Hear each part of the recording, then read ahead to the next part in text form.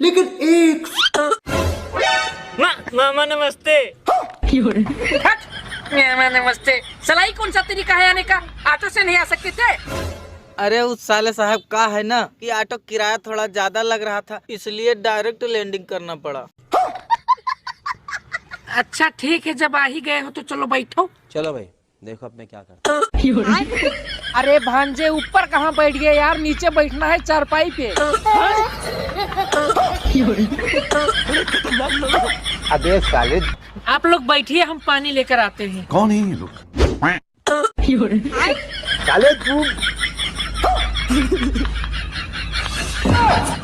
अरे जीजा वहाँ ऊपर कहाँ पहुँच गए? अबे भांजे नीचे लेकर आ उनको।